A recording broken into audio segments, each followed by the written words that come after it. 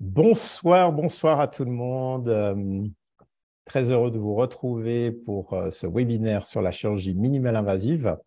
On va attendre au fur et à mesure que les gens arrivent. Donc, c'est un vrai plaisir de vous accueillir. Je suis content d'arriver à l'heure parce que j'ai terminé mes consultations il y a 3 minutes. Donc, c'était un petit peu la course aujourd'hui. Beaucoup de patients aussi concernés par le sujet dont on va parler aujourd'hui. Donc, ce que je vous demanderai à chacun, s'il vous plaît, c'est de couper votre micro et puis de couper aussi votre caméra, si je peux vous demander ça. Comme ça, ça permettra à chacun de profiter du webinaire. J'ai avec moi ce soir Anastasia qui Bonsoir. va manager donc les commentaires et les chats. Ce que j'aimerais d'abord, c'est si vous pourriez mettre si vous m'entendez bien et si vous me voyez bien. Est-ce que le son est comme il faut? Voilà, merci de mettre ça dans le chat avant que nous démarrons. Voilà, on va laisser un petit peu venir les personnes. Oui, docteur Martin, c'est tout bon. C'est tout bon. Parfait. Alors, voilà. Donc, encore quelques minutes. J'attends juste, avant de démarrer la présentation, qu'un petit peu plus de monde arrive.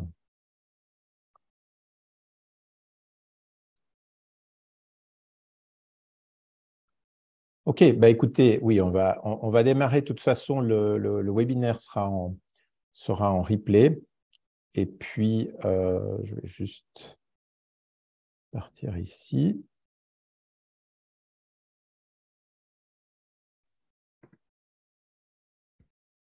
Voilà. Alors, félicitations en tout cas d'avoir pris le temps de venir voir ce webinaire. Donc, nous allons parler effectivement de la chirurgie minimale invasive. Alors, ça peut sembler très, très technique, hein, puisque peut-être certains ou certaines d'entre vous se sont dit, tiens, voilà, ça va être technique, je ne vois peut-être pas la relation. Bah, effectivement, vous verrez donc sur le support du cours de ce soir, il y aura 2 parties, puisque la chirurgie, effectivement, il y a le geste technique hein, de ce qu'on fait. Surtout, on va parler comment traiter un problème ou une maladie en nuisant le moins possible au niveau du corps, comment aussi récupérer plus vite, comment se préparer à la chirurgie. Donc, je vais aborder tous ces points. Donc, je vais aborder le point plutôt du côté patient. Donc, il y aura un premier côté qui sera plus, disons, sur une partie peut-être un peu plus psychologique, un peu plus préparation, parce que ça, c'est effectivement extrêmement important pour bien se préparer voilà, pour ce type de chirurgie. Et puis ensuite, la deuxième partie, ce sera quelles sont les possibilités qu'offre la chirurgie mini-invasive, quel type de traitement. Il y aura des illustrations, il y aura quelques photos, quelques vidéos, mais qui ont vraiment été sélectionnées, qui sont, si j'ose dire, soft, voilà, pour que vous compreniez au niveau technique certains éléments. D'accord? Ce qui sera important, c'est qu'en tout temps, n'hésitez pas au fur et à mesure de mettre vos questions dans le chat. Donc, ce webinaire, c'est vraiment un webinaire qui se veut interactif. Donc, c'est vraiment important de mettre vos commentaires, les questions qui vont venir au fur et à mesure. Aucune question n'est bête. Et puis, ça permettra aussi de faire profiter à l'ensemble du groupe de personnes qui suivent ce webinaire donc par rapport à ces éléments. Donc, voilà, je vous souhaite encore une fois une bienvenue. Les gens sont en train d'arriver.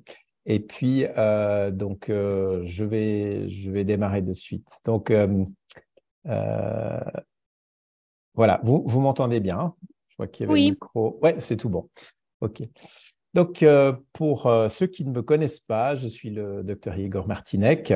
Je suis chirurgien gynécologue, spécialiste en santé de la femme, mais avec une approche, j'allais dire, globale. Vous verrez comment ça s'intègre dans la chirurgie. C'est effectivement quelque chose qui s'est développé au fur et à mesure des années.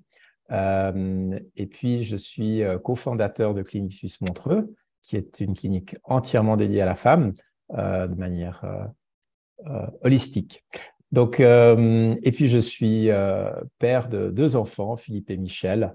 Et voilà, la qualité de vie, la vie familiale et la qualité de vie en général est extrêmement importante pour moi. Donc, je vais vous partager mon écran. Vous allez pouvoir voir un support de cours. J'aime bien avoir aussi le côté visuel, donc il y aura des moments où je vais arrêter et puis je vais revenir. Donc, je vais partager mon écran. On va démarrer ici.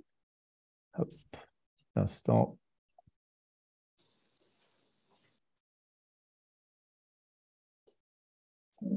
Voilà.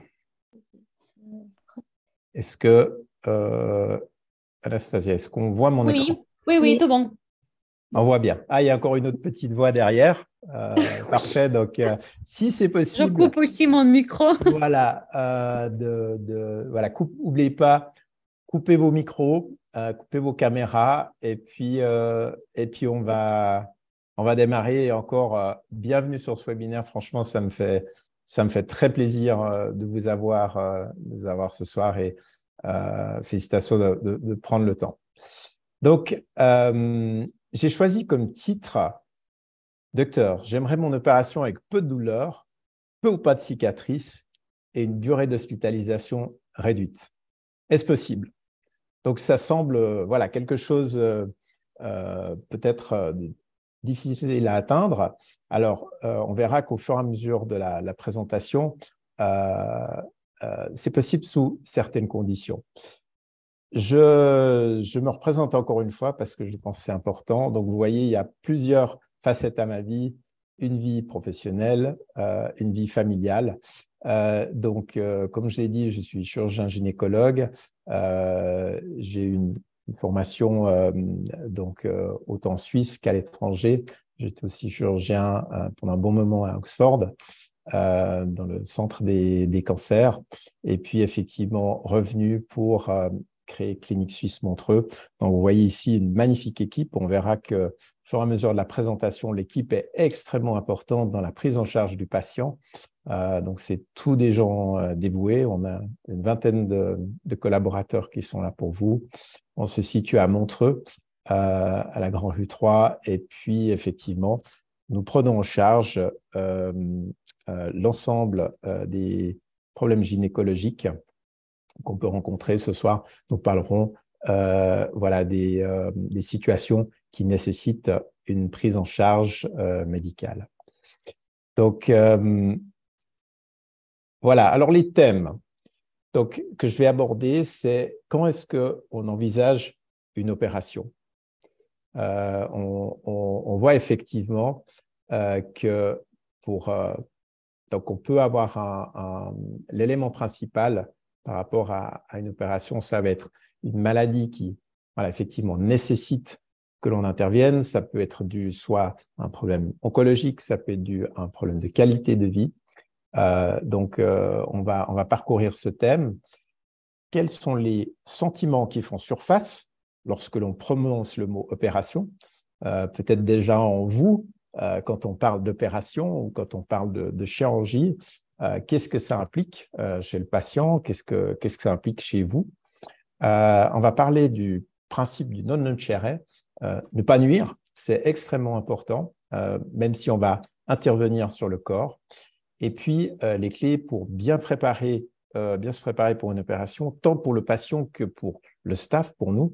On verra qu'il y a des protocoles, c'est un petit peu comme comme quand on est dans un avion, hein, le pilote va faire ses checks. C'est exactement les mêmes checks qu'on va faire avant la chirurgie, pas seulement pour le côté sécuritaire et le côté technique, mais aussi par rapport à la récupération. On va voir qu'il y a un protocole ERAS, qui est un protocole développé par des anesthésistes pour une récupération rapide. On va parler aussi, il n'y a pas que le chirurgien, il y a l'équipe anesthésique qui est très important, qui va accompagner le patient. On parlera aussi des différents types d'anesthésie. Alors, juste que... Voilà. Ensuite, on va passer dans un deuxième temps sur des thèmes beaucoup plus techniques. Donc, la chirurgie mini-invasive chez la femme, particulièrement ce soir. Alors, qu'est-ce que c'est que la chirurgie minimale-invasive? Je vais citer les grands groupes d'intervention que nous avons chez la femme. Intervenir sur l'utérus avec l'hystéroscopie, intervenir dans le ventre avec la laparoscopie ou la cœlioscopie, c'est un terme qu'on utilise aussi en France. Et puis, intervenir dans le ventre sans des cicatrices, vous verrez que c'est aussi possible.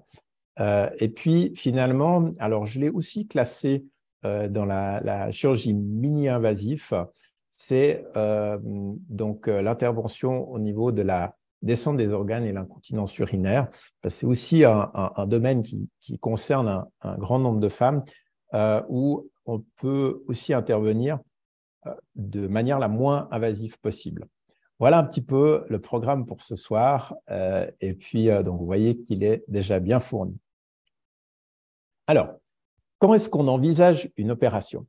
Donc, alors, ça peut être parce qu'on a posé un diagnostic d'une maladie, qu'elle soit bénigne ou maligne, où il y a la nécessité d'intervenir soit pour traiter ou enlever un organe, parce qu'on a un diagnostic qui est clair. Ça peut être un cancer de l'utérus, ça peut être des fibromes, mais je dirais aussi ce qui est très important, puisqu'on va aussi parler de la partie bénigne ce soir, où des fois on pourrait se poser la question, est-ce qu'une intervention est nécessaire?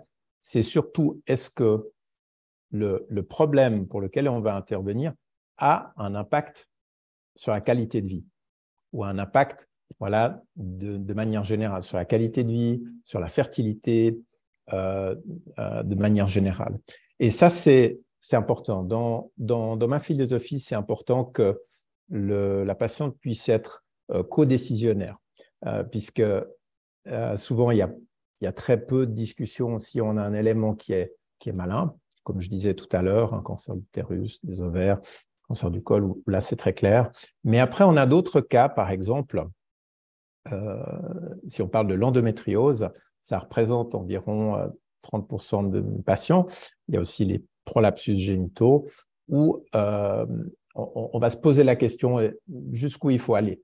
Et effectivement, quand on parle d'opération, sur un principe, on parle d'un acte invasif, puisqu'on va venir vers le corps, dans le corps, on va intervenir, et c'est souvent ça qui va causer des inquiétudes. Donc, c'est très important aussi de peser les bénéfices avec les risques. On verra que les risques peuvent être réduits vraiment à un minimum selon le type de chirurgie qu'on a, particulièrement avec le mini-invasif, et de voir aussi quel est le gain en termes de qualité de vie. Ou si, par exemple, on parle je vais prendre un élément tout simple, hein, des saignements importants qui ne se résolvent pas avec la pilule et puis qui sont constants. On voit un polype, est-ce qu'il faut intervenir? Est-ce qu'on donne la pilule? Donc, ça, c'est tout un dialogue. Et voilà, donc ça, c'est un des premiers éléments. Comme je disais, donc, diagnostic d'une maladie qui est très clair où il faut intervenir. La deuxième, il y a des maladies chroniques douloureuses. Et puis penser au côté qualité de vie. Quels sont les sentiments en fait qui font surface lorsqu'on prononce le mot chirurgie? Donc, je me suis posé la question quand j'ai préparé cette intervention, ce webinaire, est-ce que j'allais vous parler de l'histoire de la chirurgie? Et quand j'ai commencé à lire depuis l'époque d'Hippocrate jusqu'à travers les âges et puis arrivé au Moyen Âge, je me suis dit peut-être que ce n'est pas la meilleure des idées et on va se refocuser sur la chirurgie actuelle. C'est vrai que quand on parle d'opération, on parle de cicatrices, on parle d'ouverture, comme je disais tout à l'heure, et on parle du fait d'être invasif. Ce que vous allez voir dans cette présentation, c'est que la chirurgie a énormément évolué. C'est que de nos jours, on est capable, vous allez voir, de pouvoir traiter des problèmes par exemple, si on parle d'un utérus avec des fibromes, un gros utérus, jusqu'à il n'y a pas très très longtemps, on avait une grosse ouverture sur le ventre. Et puis, je vous remercie de couper les caméras, s'il vous plaît. On a une grosse ouverture sur le ventre. Et puis, on se dit, mon Dieu, j'ai une grande cicatrice. Et de nos jours, vous allez voir qu'il est possible de retirer des organes relativement volumineux pour une maladie avec des toutes petites cicatrices et donc une récupération qui est beaucoup, beaucoup plus rapide. Donc, pourquoi je dis ça? C'est que l'idée de ce webinaire, c'est aussi pour que vous preniez conscience que la chirurgie actuelle peut être faite avec des moyens moins invasifs, sans forcément avoir des grandes cicatrices, avec des possibilités de récupération beaucoup plus rapides. Et puis, peut-être voilà, la chirurgie peut être utilisée comme complément aussi diagnostique, puisqu'elle va venir, en complément, tant en traitement qu'en diagnostic. Le principe principal aussi, c'est de ne pas nuire, non nocere. Ça, c'est un principe qui est très important pour moi. C'est que si on va intervenir, c'est de dire jusqu'à quel degré on va nuire. Je donne un exemple. J'ai une femme avec une endométriose qui est tendue, des douleurs. L'endométriose est une maladie inflammatoire. J'en ai parlé dans d'autres webinaires, mais qui peut prendre, par exemple, des organes, qui peut prendre le rectum, qui peut prendre voilà, les ovaires. Et si on a, par exemple, une endométriose étendue qui aura envahi certains organes, est-ce que, sur un principe au niveau chirurgical, on doit enlever toute la maladie? Mais quelle va être la répercussion après, en ayant enlevé? Est-ce qu'on va voir que la personne peut-être ira mieux parce qu'il n'y a plus de maladie, ou est-ce qu'à côté, on va avoir des effets secondaires? Voilà, moi, je vous parle de chirurgies qui sont plus importantes. Mais ça c'est valable même pour des chirurgies qui sont moins importantes. C'est de savoir qu'on va intervenir sur un corps. Et le but, c'est qu'après le passage et après le temps de récupération du patient, de la patiente, c'est que la patiente aille mieux et n'ait pas, au contraire, plus de douleur. Donc ça, c'est un principe très important à avoir en tête. Maintenant, une opération elle-même, elle se prépare, tant pour l'équipe médicale que pour l'équipe chirurgicale, médicale, que pour le patient, que pour la patiente. Donc, pour la chirurgie minimale invasive, parce que je vais revenir vraiment là-dessus ce soir, je parle vraiment des chirurgies pour lesquelles on peut avoir une récupération rapide. Vous verrez qu'il y a certaines interventions qu'on peut faire en ambulatoire où il y a quelques années, c'était impensable de les faire. Donc, il faut s'assurer que la patiente est bien éligible en termes de santé générale. Ça veut dire essentiellement, c'est la santé des cœurs et du poumon, et puis qu'il n'y ait pas des maladies lourdes, autres, par exemple des antécédents importants d'infarctus, des AVC. Parfois, on peut quand même les prendre, mais d'être sûr déjà pour ces chirurgies légères, ambulatoires, qu'on est éligible en termes de santé. J'ai mis ASA 1 et ça doit être ASA 1 et 2, pas et 3, excusez-moi. Donc, c'est des critères anesthésiques qui sont très clairs. Une autre chose sur laquelle il est important, c'est d'avoir la confiance au niveau du chirurgien. C'est un peu comme quand on monte dans un avion, ben on a confiance dans le pilote. Quel que soit le type de chirurgie qu'on choisit, c'est vraiment préférable qu'il y ait un nombre important des interventions par année, que la personne ait répété de manière régulière le geste technique. Parce qu'on sait évidemment que plus le geste technique est répété, plus il est fait, plus il y a d'expérience, bah, plus la chirurgie va être faite avec un minimum, voire le plus souvent pas de complications. Ou si il y a des complications pendant l'opération, qu'elles puissent être gérées et que le patient se réveille et que ces complications aient été gérées. C'est un petit peu, je donne un exemple, c'est comme, je fais souvent le parallèle avec l'aviation. Vous allez voir, vous prenez l'avion de Genève à Singapour, vous dormez, vous prenez votre repas, bon, ça bouge un petit peu, puis vous reposez, prenez peut-être un champagne et vous arrivez à Singapour, tout bien. Et je parlais avec un pilote de Swissair, à l'époque Swissair, hein, donc il était à la retraite, il disait, mais le nombre de fois, pendant les vols, il y a des choses qui se passent, et heureusement, les passagers ne se remarquent pas, mais la chose a été réglée, les gens se sont posés. Et ça, c'est particulièrement quand on arrive dans des chirurgies un petit peu plus compliquées, où il peut y avoir ce qu'on appelle des adhérences qui sont importantes dans le ventre, qu'on ait des situations inhabituelles, et puis qu'on ait pu gérer ça. Et effectivement, comme au cours de l'aviation ou comme dans beaucoup de choses, l'expérience chirurgicale est extrêmement importante. Un des troisièmes éléments, donc afin de garantir une chirurgie minimale invasive ambulatoire, disons, pour qu'on se soit bien compris, c'est que la patiente a bien compris les modalités de l'opération qui va être faite sur elle.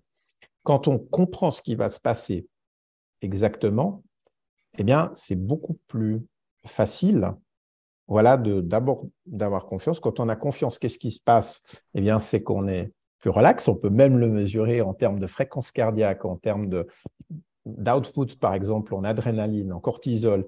Quand le patient part avec confiance et relâché, on sait que on va créer moins d'hormones de stress. Donc, l'intervention va aller mieux. En comprenant, donc moi, ce que j'aime bien faire, c'est les dessins, s'assurer que c'est compris, et surtout, ça c'est une règle, c'est de faire uniquement les choses qui ont été décidées et d'avoir une marge de manœuvre si tout d'un coup il y a une surprise ou je sais pas, il y a un ovaire qui est envahi par une maladie et on ne peut pas le garder, de savoir que c'est OK. Donc ça s'appelle les consentements. Et c'est aussi dans cet élément-là ça va contribuer. Et ça, je l'ai vu avec le temps. C'est pas juste d'expliquer rapidement l'intervention, c'est d'assurer qu'il y a confiance et une compréhension. Ensuite, il y a s'assurer aussi quelles vont être les étapes avant, pendant et après une opération. Là aussi, c'est pas seulement comprendre l'intervention, mais qu'est-ce qui va se passer à l'arrivée. Là, on travaille aussi beaucoup avec le staff, l'accueil. On essaye, pas toujours parfait, mais on essaye au mieux déjà à l'arrivée d'accueillir dans des environnements sereins. Et puis ensuite, expliquer, vous allez être accueilli, vous arrivez dans votre chambre, comment est-ce que ça va se passer en arrivant au bloc opératoire. Bloc opératoire, en tout cas chez nous, on aime bien travailler en choisissant les musiques que les patients aiment bien, on a un système de lumière, tout pour relaxer. L'équipe anesthésique doit aussi être dans cette philosophie. Finalement, après le réveil, le passage en salle de réveil et le retour en chambre, avec ensuite, on verra la réalimentation. Après l'opération, extrêmement important, j'en reparlerai, même si on n'a pas encore abordé les sujets techniques, c'est le retour à la maison. Surtout quand on va faire une chirurgie minimale invasive et on va laisser des gens partir quelques heures après une intervention qui pourrait être considérée relativement importante, c'est de savoir quoi faire en cas de douleur, d'expliquer que la douleur est un élément normal jusqu'à un certain degré, d'avoir toujours une possibilité pour les gens de pouvoir appeler nuit et jour, Et puis, voilà, donc ça demande une explication qui est avant, qui ne se fait pas juste rapidement après l'opération. On le répète plusieurs fois. Et d'expliquer quels sont les signes d'alerte, à quel moment voilà, il faudra s'inquiéter. Tout ceci permet aussi de revenir en confiance pour ces chirurgies. Et j'avais parlé tout à l'heure du protocole ERAS, qui veut dire Enhanced Recovery After Surgery. Qu'est-ce que c'est exactement? Donc, c'est des protocoles qui ont été développés par surtout l'anesthésie, où on a trois phases principales: le préopératoire, périopératoire, donc autour de l'opération, et le post-opératoire. Je vais passer sur le slide suivant parce qu'il est plus parlant.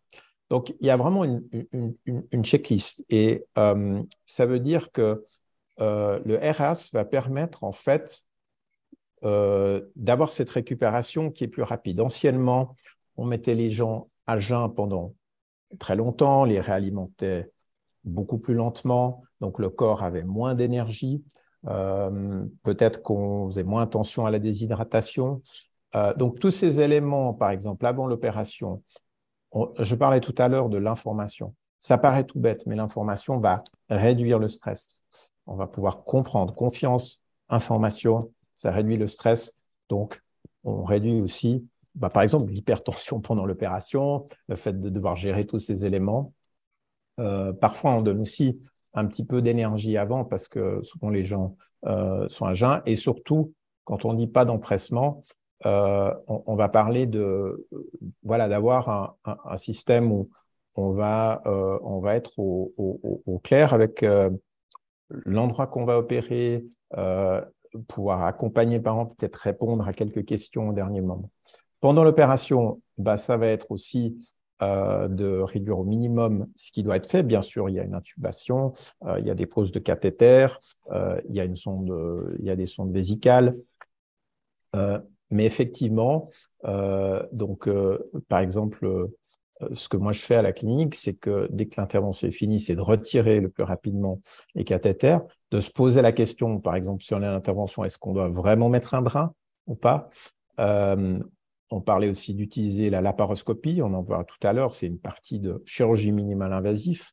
Donc, et puis surtout d'avoir une bonne anesthésie. Quand on parle de bonne anesthésie, c'est important de savoir que si quelqu'un dort, il peut dormir et quand même avoir mal. Et ça se voit sur les moniteurs. Et là, de nouveau, l'équipe anesthésie doit pouvoir voir ça. Et ça, je le sens pendant l'opération. Même si la personne est ce qu'on appelle curarisée, bloquée, les muscles sont bloqués, on arrive à voir ça. Et ça cause des hormones de stress. Les hormones de stress vont faire qu'il y a plus de douleur après l'opération, plus de difficultés à récupérer.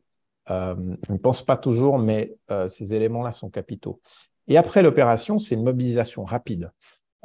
Anciennement, souvent on disait, voilà, il ne faut pas trop se lever, il faut attendre, il faut rester dans le lit. Bien sûr, il y a certaines opérations où c'est évident qu'on ne va pas se lever immédiatement. Moi, je suis en train de parler maintenant des opérations courantes qu'on a en chirurgie minimale invasive pour la femme. Ça veut dire que ce que j'ai pu voir au cours du temps, c'est aussi, ce webinaire, c'est le fruit d'une expérience qu'on a maintenant sur 6 ans, plusieurs milliers de cas, où on a fait des interventions relativement importantes, où disons, si on sait qu'on a fait une bonne hémostase comme chirurgien, que les endroits la coagulation est bien faite, que voilà, il n'y a pas de complications, pourquoi garder un patient au lit plus long? Donc, on va stimuler les patients à se lever. On va donner suffisamment d'antidouleurs et on va amener assez rapidement de l'alimentation parce que le corps a besoin d'énergie. Et très souvent, anciennement, même pour des opérations routines, on réalimentait pas les gens.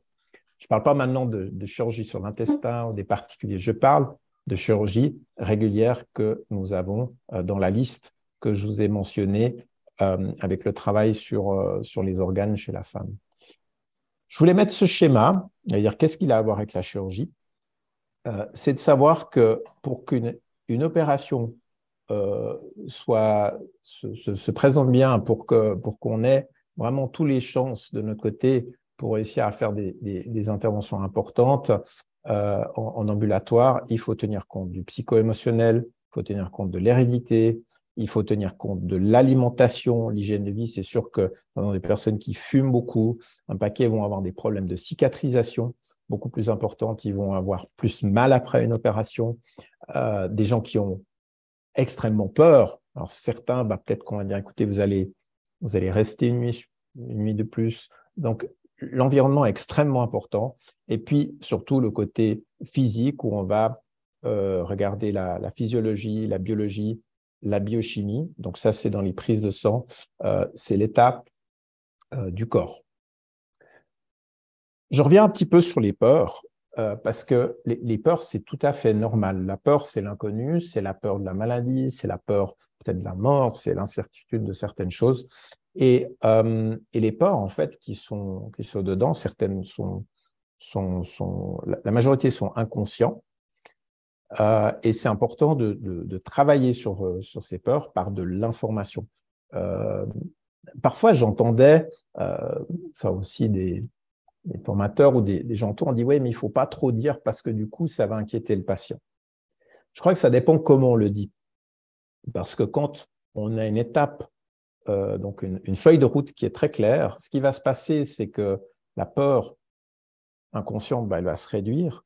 Et je reviens de nouveau sur la décharge des hormones de stress, parce que finalement, c'est les décharges d'hormones de stress qui vont augmenter, ou en tout cas contribuer partiellement à augmenter la douleur ou éventuellement certaines complications post-opératoires. Bien sûr que l'expérience du chirurgien, l'équipement, l'endroit est prioritaire, mais ça, c'est quelque chose sur lequel je tiens beaucoup et les peurs ont tendance à réduire quand on sait qu'on peut faire une intervention relativement importante et qu'on peut être à la maison le soir, qu'il suffit d'avoir les antalgiques. Donc, on travaille beaucoup là-dessus.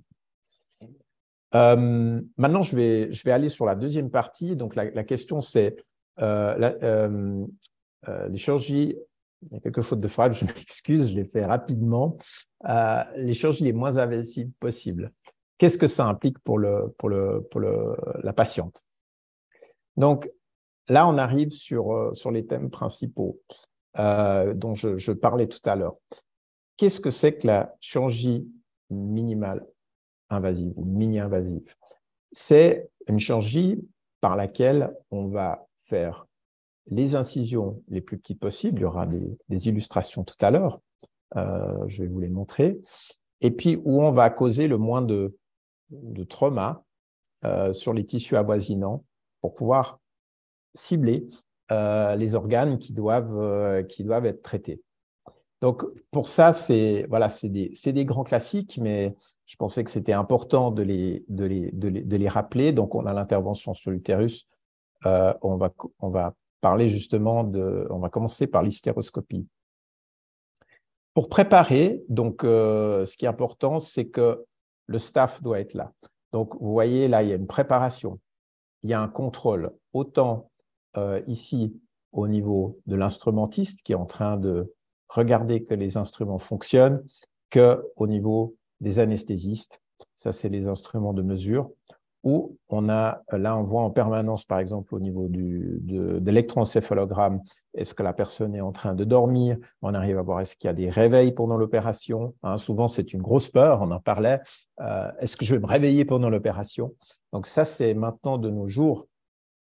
Je remontre encore une fois peut-être juste cette vidéo. C'est que vous avez un pilotage complet. Donc, ce n'est pas possible de passer à côté.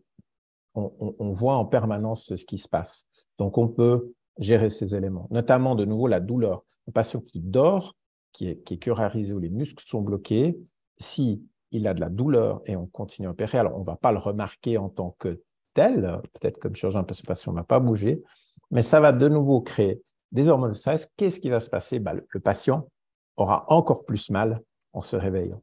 Et une des limitations par rapport aux chirurgies ambulatoires, c'est notamment les douleurs. Donc ça, c'est un élément qui est extrêmement important et c'est l'équipe qui est autour. Donc, c'est une présentation un petit peu générale, mais pour que vous compreniez les opérations, les grands classiques que nous avons des opérations chez la femme en chirurgie mini-invasive. Donc, ici, vous avez un schéma donc, du ventre. Il y a la vessie ici et puis l'utérus. Alors, typiquement ici, c'est pour un fibrome ou un myome qui est dans l'utérus. Donc, on peut enlever ces fibromes sans faire des ouvertures par le ventre. Donc, on passe par les voies naturelles. Et puis ici, vous voyez l'instrument même. Qu'est-ce qu'il va faire? Il va découper la partie ici interne pour pouvoir sortir. Les fibromes vont, dans ce cas-là, c'est des fibromes qui sont intracavitaires dans l'utérus, sous muqueux, qui vont faire des hémorragies, qui vont faire que peut-être qu'il faudra, on perdra du fer, des règles abondantes, des douleurs. Donc, s'il est à l'intérieur, on peut intervenir avec l'hystéroscopie. Ça, c'est les différents types de fibromes. Donc, ceux qu'on va pouvoir traiter, c'est ceux qui sont dans la cavité. Là, il y a une illustration. Et puis, ici, là, j'étais en train d'intervenir effectivement sur un des fibromes chez nous, à la clinique. Et puis, donc, vous voyez, on va avec une petite anse et on va retirer ce fibrome. C'est souvent des interventions qui sont d'une trentaine de minutes. Important, là, de nouveau, d'avoir une bonne hémostase, une bonne cautérisation. Donc, là, vous voyez, c'est une petite anse. Je ne vous mets pas tout l'ensemble de la vidéo, mais on va pouvoir intervenir. Je crois qu'il y a la dernière partie, si je ne me trompe pas, où vous voyez, donc il y a un petit courant. Et puis, donc, on fait une section. Ouais, c'est sur la suite de la vidéo, mais ça vous donne déjà une idée. Donc, hystéroscopie, ça, c'est une opération très légère voilà, qui se fait en ambulatoire. Ensuite, on arrive à des interventions dites un petit peu plus importantes, mais qui restent donc dans le cadre de la chirurgie mini-invasive. Donc, on parle de la laparoscopie. La parose, c'est la paroi. Donc, on va regarder dans le ventre avec une caméra et puis des instruments pour travailler. On gonfle le ventre avec un gaz qui s'appelle, c'est le gaz carbonique, le CO2, et puis qui permet en fait de voir ce qui se passe. Moi, je travaille généralement avec des incisions ici de 5 mm. Donc, c'est extrêmement petit. Ça dépend aussi de l'intervention. Des interventions, il y a des plus gros organes à enlever. On va peut-être aller sur 1 centimètre. Il y a généralement une petite incision ici. Et puis, l'ensemble, et on peut venir intervenir avec la laparoscopie. Quelles sont les interventions principales qu'on peut faire en laparoscopie? Eh bien, il y a les laparoscopies diagnostiques où on va pouvoir poser un diagnostic d'une situation qu'on n'arrive pas à voir, soit en radio classique, en échographie ou en IRM, mais surtout, ça va être de pouvoir intervenir. Donc, ça va être des traitements qui vont aller à des traitements de kystes, pour les éléments les plus simples, à des traitements d'endométriose. Vous verrez tout à l'heure, je vous montrerai, on va pouvoir mettre des lasers, faire les traitements ensemble et traiter l'ensemble de ces organes. On va pouvoir traiter l'utérus, s'il y a des myomes ou des fibromes, s'il y a des kystes, on va pouvoir faire les hystérectomies, on peut atteindre l'appendice. Après, il y a d'autres chirurgies dont je ne parlais pas ce soir, qui sont par exemple sur le côlon, sur la vésicule biliaire. Mais par rapport à la femme, donc ça, c'est les éléments principaux sur lesquels on va pouvoir intervenir. Que ce soit bénin ou bien malin. Mais vous voyez, par rapport à des grandes ouvertures qu'on avait avant, admettons que vous ayez un utérus qui vient jusqu'au nombril, parce que je vois ça plusieurs fois par mois, au lieu de faire une grande incision ici longitudinale, on va pouvoir l'extraire avec des petites ouvertures. Donc, ça change vraiment beaucoup. Ou d'avoir une incision comme une césarienne. Voilà, ça c'est pour la laparoscopie. Là, vous avez une petite idée en live ce que c'est. Donc, vous avez effectivement ici une caméra avec une optique au bout dans lequel on rentre dans des petits trocards Et j'espère qu'il y a des gens pas trop sensibles, hein, c'est vraiment, je montre le plus light possible. On va pouvoir voir ce qui se passe dans le ventre. Vous voyez que la lumière est bleue, ça c'est simplement pour pouvoir voir mieux les couleurs. Et puis on va pouvoir voir voilà, ce qui se passe dans l'abdomen. Voilà. Ça, c'est pour la laparoscopie. Alors, je passe rapidement ici, mais peut-être celui-là, hop là, je vais le… J'espère, voilà. Donc, vous pouvez avoir un organe qui est grand comme ça et pouvoir le sortir sans faire d'ouverture. Je passe rapidement à la diapositive suivante, mais juste pour vous montrer que euh, la chirurgie peut rester mini-invasif. Et même avec une intervention comme ça, si la coagulation est bien faite, le stress est gardé au minimum, on applique les protocoles donc ERAS, on peut avoir des gens voilà, qui peuvent être bien pour partir rapidement après l'intervention.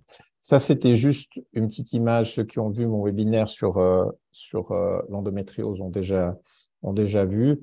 Par exemple, certaines lésions, on va pouvoir les traiter avec un laser. Donc, tout ceci, c'est par des trocars de 5 mm.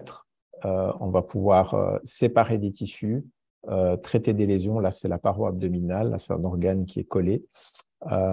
Et puis, traiter ces diverses lésions.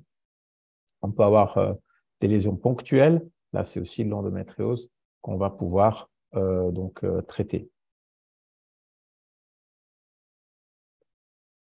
Ensuite, comment je suis avec le temps? Je crois qu'on est pas trop mal. Donc, il existe aussi la technique de la laparoscopie sans cicatrice. Ça, c'est une technique donc, qui a fait son chemin les dernières années. Par rapport à la gynécologie, professeur Jan Beckland est un des pionniers en Belgique. J'ai eu la chance de pouvoir aller chez lui. Et voir les chirurgies. On va pouvoir intervenir, ça c'est la partie laparoscopique classique, on va pouvoir intervenir par les voies naturelles. Donc, VNOTES, ça veut dire par les voies naturelles. Vaginal Natural Orifice Transluminal Endoscopic Surgery, donc la chirurgie endoscopique par les voies naturelles. Et on va pouvoir traiter les organes qui sont dedans. Ça va de l'ablation de l'utérus à un traitement de kyste, à un bilan de fertilité. Et là, on n'aura pas le trauma, le passage par la paroi musculaire. Hein, ça, c'est le bas du dos. Donc, on passe par la partie du vagin. Et on va pouvoir enlever même des organes relativement importants. Il y a des contre-indications qui sont l'endométriose. Mais effectivement, par exemple, les hystérectomies que l'on pratique chez nous, les gens vont pouvoir littéralement partir 4 à 5 heures pour la majorité après l'intervention avec très très peu de douleur. On peut combiner aussi ces interventions avec des interventions sur les prolapses génitaux. Donc, VNOTES, c'est vraiment une technique qui a énormément changé l'approche. Et puis, donc là, de nouveau, peu de cicatrices, peu de douleur et une récupération qui est plus rapide. Je vous montre un petit peu comment ça se présente. Donc, on utilise finalement par rapport aux trocars qui sont en haut, un trocar ici, et on va pouvoir intervenir depuis la partie basse. Donc, ici, vous voyez, c'est des petits instruments. Tout à l'heure, j'étais sur le ventre et on va pouvoir intervenir depuis en bas.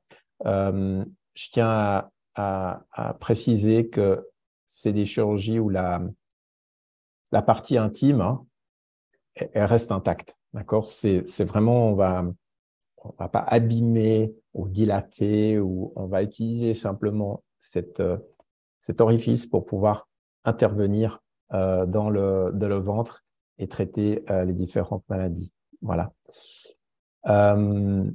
Parfait. Donc, Anastasia, est-ce est-ce qu'il y a des questions jusqu'à présent? Est-ce que Non, d'abord est-ce que tout le monde suit?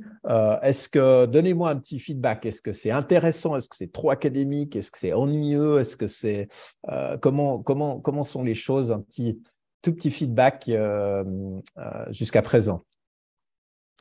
mettez votre réponse dans le chat, s'il vous plaît. Comment?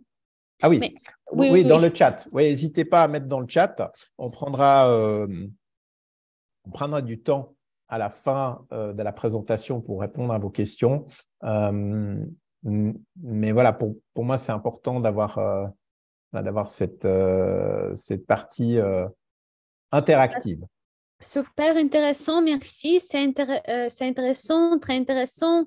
Bon, Oui, tout est OK. clair et simple. Clair et simple. Ouais. C'est ça qui est, je dirais, un petit peu difficile. J'ai un peu souci, c'est cette situation avec, enfin, je le fais régulièrement, mais avec les patientes que l'on comprenne. Parce que très souvent, comme technicien, chirurgien, ben voilà, c'est quelque chose qui est évident, c'est quelque chose qu'on fait tous les jours. Donc voilà, on passe un peu vite dessus. Et pour la patiente, ben, on ne va pas se faire opérer tous les jours. Je pense que quand on comprend, là le but de ce webinaire, c'est faire comprendre qu'on peut faire des chirurgies relativement importantes. J'ai essayé de limiter au maximum des photos parce que, voilà, mais on peut vraiment enlever des organes qui sont relativement importants. On peut traiter, on va voir juste dans la dernière partie, les prolapsus, une autre chose, sans venir agresser le corps. C'est ça vraiment le message. Et voilà, les progrès de la technologie sont incroyables. Voilà, on va passer maintenant à une partie dont j'avais déjà parlé dans d'autres vidéos.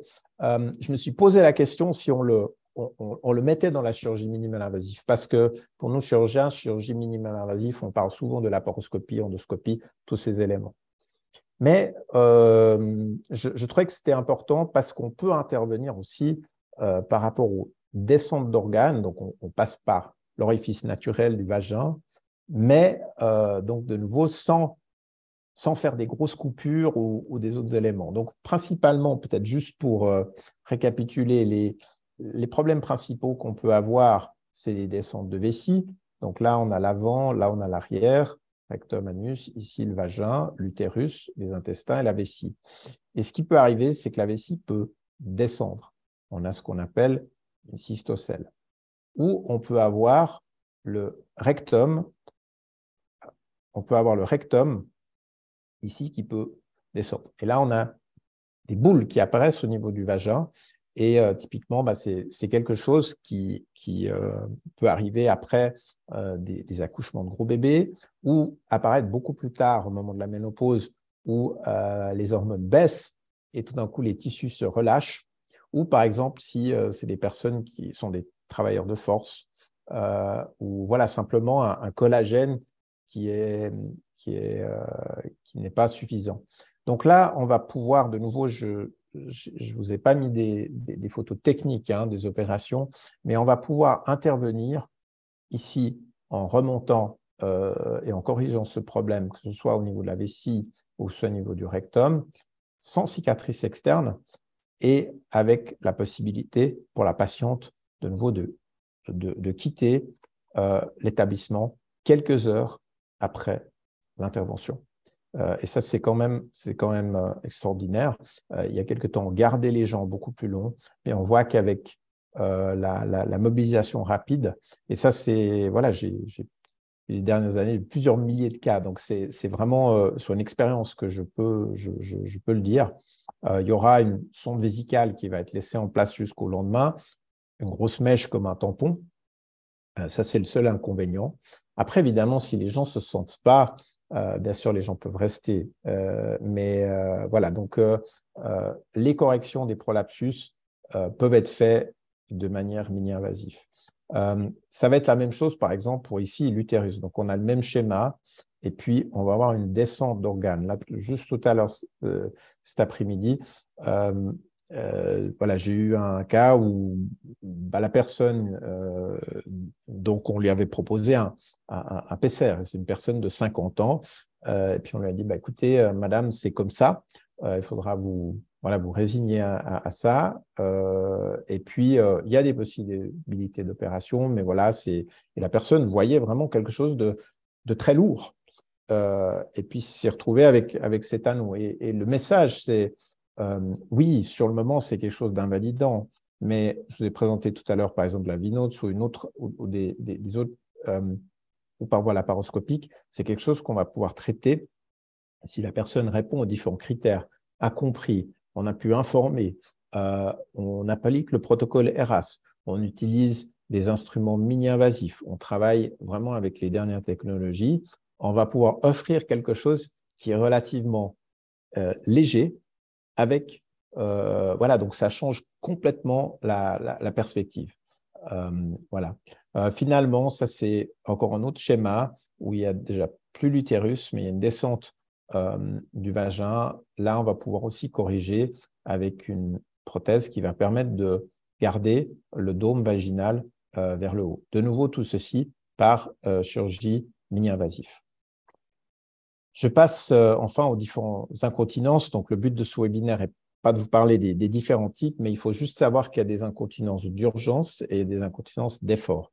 En gros, l'urgence, c'est quand on doit faire pipi tout le temps. Et ça, c'est plutôt une activité du muscle. Et on le traite avec des médicaments, avec de l'injection de Botox. Et ensuite, il y a typiquement les fuites quand on tousse, ou on rigole, ou on fait un effort. C'est parce que le sphincter, ici, ne va pas pouvoir tenir. Et là, effectivement, il faut corriger. Il y a plusieurs moyens de correction de cette incontinence.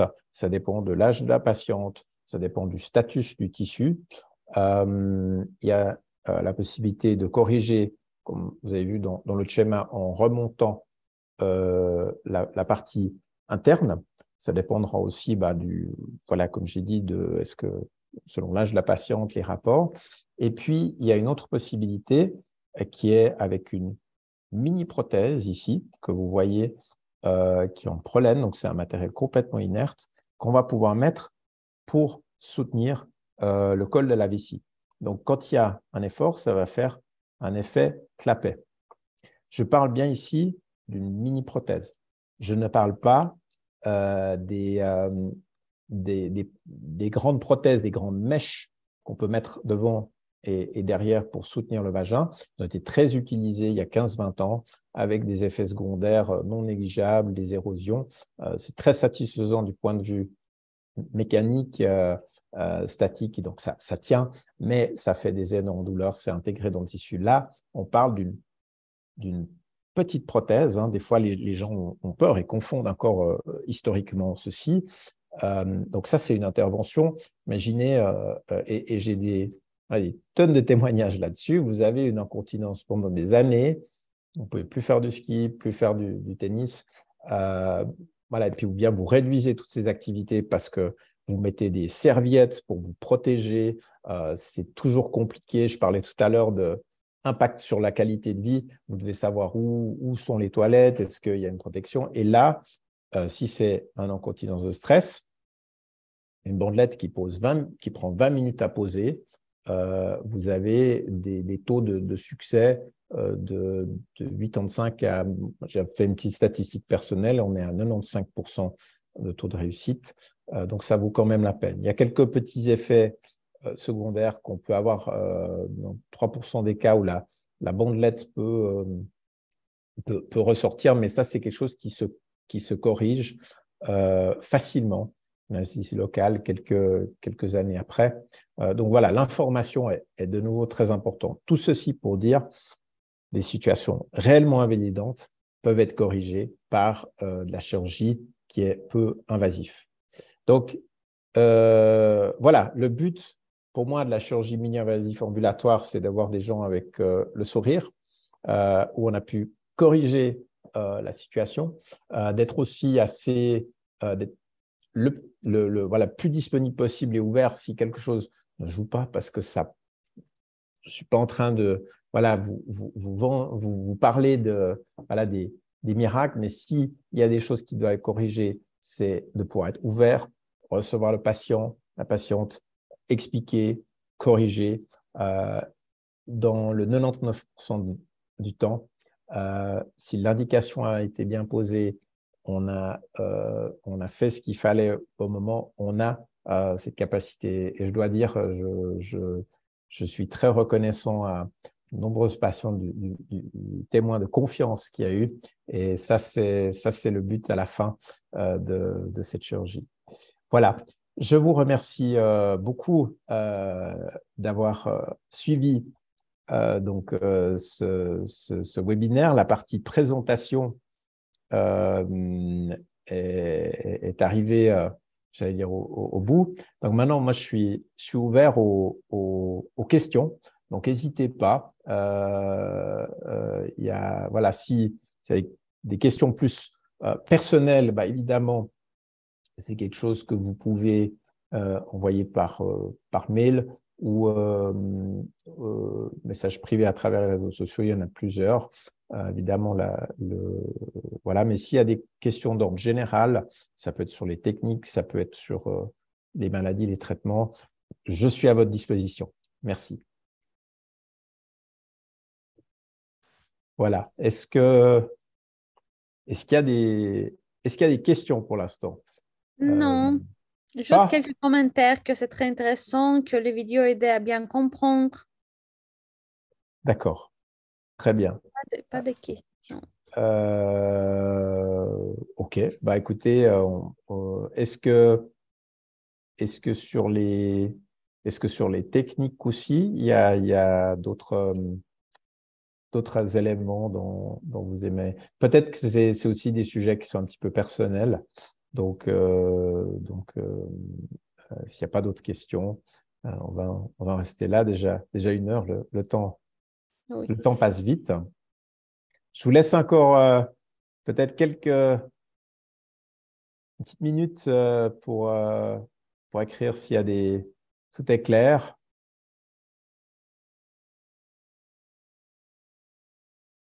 Voilà, tout est clair. Bon, merci pour cette présentation claire.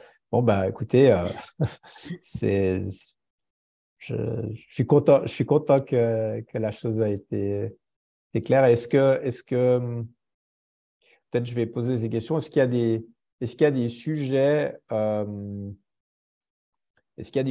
que vous aimeriez voir abordés peut-être dans d'autres webinaires?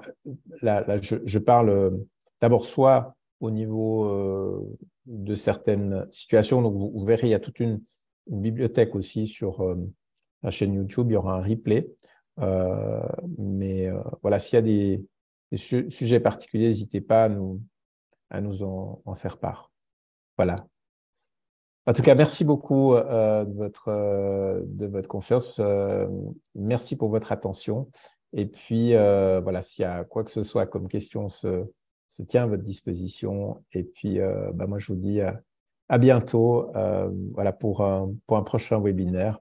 Et on en a un qui va… Oui, il y a un commentaire, un naturopathe de nouveau, s'il vous plaît. Je pense que c'est pour le webinaire prochain webinaire. Ah, d'accord. Ouais, très bien. Bah, écoutez, Oui, merci. on prend note. Merci beaucoup Oui. à tous. Je vous souhaite une excellente soirée et puis je vous souhaite vraiment pleine santé. À bientôt. Au revoir. Merci, bonne soirée.